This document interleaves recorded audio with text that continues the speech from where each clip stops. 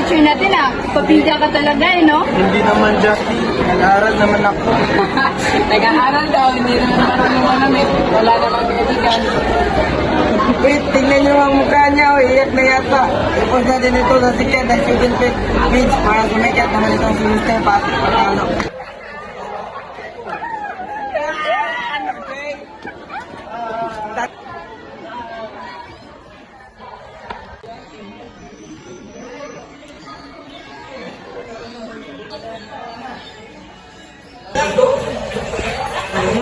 Ano ba to? Kapag inasulat mo, wala ka naman kita.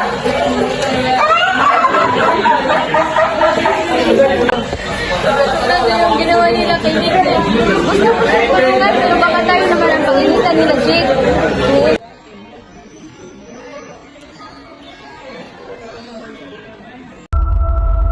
Ang sugat sa katawan ay madaling maghilom. Ngunit ang mga salitang tumatago sa puso at isipan ay nag-iwan ng sugat na mahirap mabuhat na mag-isa.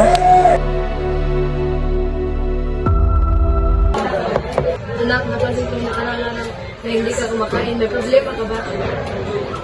Wala po, Nay. Napapagod lang po sa mga school projects namin. Kaya ko po ito. Anak, nandito lang si nanay ah. Huwag mo sariliin na yung problema. Okay po, Nay.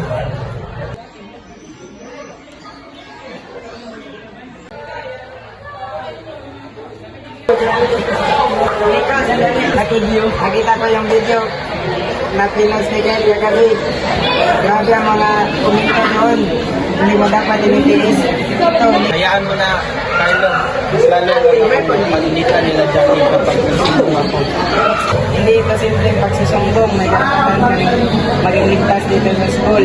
May guidance counselor tayo si Miss Santos. Tara, samahan kita. Sige, Carlo.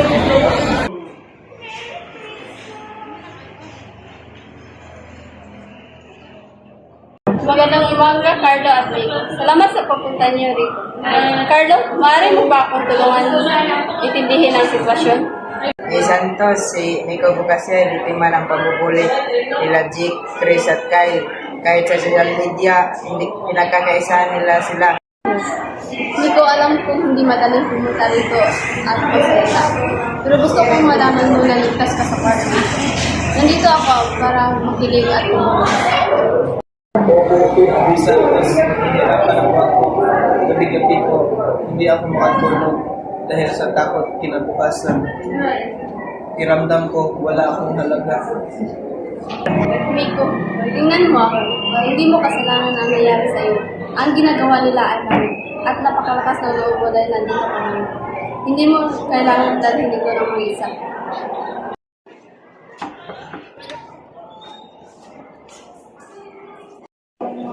Magandang umaga ng Santos.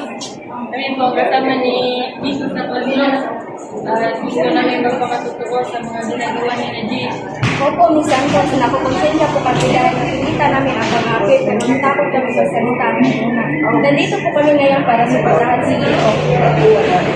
Salamat, Tita. Ang inyong business ay napakahalaga. Miko, tingnan mo anong balikin. Lahat sila ay nagmabasakit at mapahal sila. Kinabukasan ay agad silang pinatawag sa confession room. Ipinapatawag ko kayong dalawa, Jackie at Kyle, sa seryoso reklamo ng bullying at cyberbullying laban kayo. May saksi at ebidensya ng mga ginagawa. Miss Santos, nagbibiroon lang naman po kami sa classroom. Parang asaran lang po. Jackie, ang biruan kapag natawa ang lahat, kung may isang taong nasaktan at umiyak at hindi na pumasok sa paralan ay hindi na yan biro. Pagbubuli na yan. Dahil ang pagkuha ng video ng walang pahinto at pagpupos upang mga hamak ng kapwa ay labag sa anti-bullying at cybercrime. May malaking panunugtutan kayo nito. Sorry po, Miss Santos. Miko, pasensya ka na talaga. Hindi namin naisip ang epekto nito sa'yo. Ibubura ko na po yung video, Miko. Sorry talaga. Jackie, Nico, patawad. Naging maras ako sa'yo dahil sa sarili kong inggit. Hindi ko na ito ulitin. Tinatanggap ko na ang mga sorry mo. Ang hiling ko lang. Kaya huwag niyo na itong gawin sa ibang episode. Salamat, Miko. Salamat sa iyong pagpatawad. Mabuti. Ngunit tandaan ninyo, may kaukulang disciplinary action ang inyong ginagawa ayon sa patakaran ng pangalan. Bukod doon, pinapatawag ko yung sa behavioral counseling upang matutunan niyo ang tunay na kasalagahan ng paggalang sa kapwa.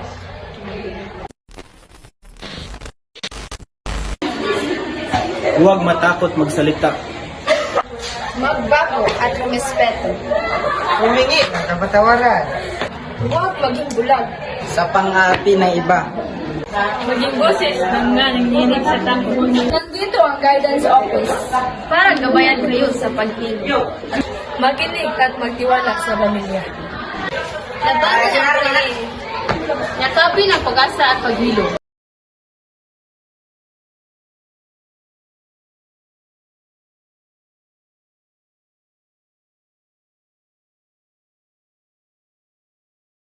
Ang pambubuli ay hindi patunay na lakas. Ito ay palatandaan ng kahinaan ng